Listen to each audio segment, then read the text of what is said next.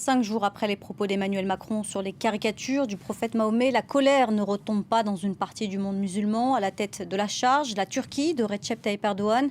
Il appelle au boycott des produits français. On en parle avec vous, Ludovic de Foucauld. Vous êtes à Istanbul pour France 24. Ludovic, est-ce que ce boycott est suivi? Est-ce qu'il y a une atmosphère anti-française ces derniers jours?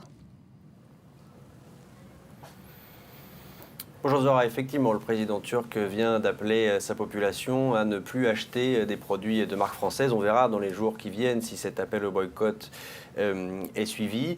L'escalade continue donc et on franchit un nouveau cap ce lundi. Mais cette fois-ci, ce geste pourrait avoir des conséquences graves pour la population turque elle-même. Boycotter des produits français, c'est boycotter des produits de l'Union européenne, qui est le premier et de loin partenaire commercial de la Turquie, à l'import comme à l'export.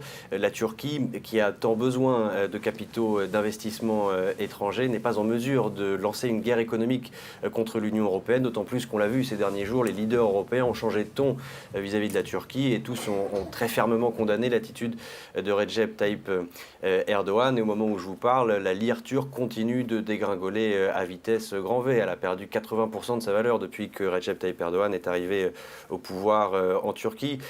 Donc là, c'est un problème qui va se poser pour le pouvoir d'achat, pour les revenus des ménages turcs eux-mêmes. Cela dit, dans les rues d'Istanbul, je dois le dire, je ne ressens pas d'hostilité particulière à l'égard des Français. Il y a bien sûr eu des appels à manifester. Il y a eu une manifestation hier dans le quartier d'Aksaray. Il y a eu ce matin devant le consulat français un sit-in. Mais à chaque fois, il n'y a pas beaucoup de monde. Et à chaque fois, en grande majorité, ce ne sont pas des Turcs, mais des Syriens. Ludovic, le président turc a multiplié dimanche les attaques contre son homologue français, provoquant même le rappel de l'ambassadeur de France à Ankara. Quel est l'enjeu pour Recep Tayyip Erdogan dans toute cette affaire?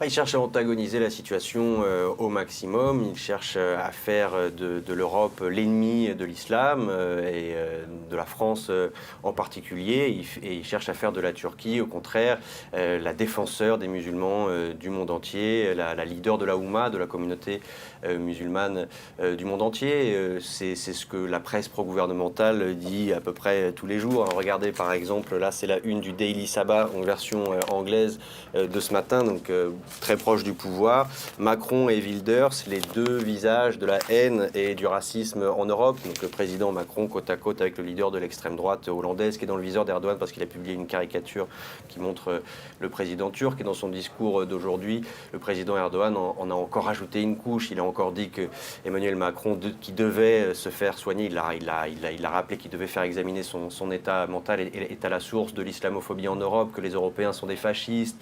que l'islamophobie et les crimes de haine contre les musulmans sont devenus la norme, que les Européens sont les dignes héritiers du nazisme, etc. Donc on a une escalade permanente. Il faut comprendre que dans l'esprit d'Erdogan, les relations internationales sont une compétition où il faut essayer de gagner toujours plus de puissance.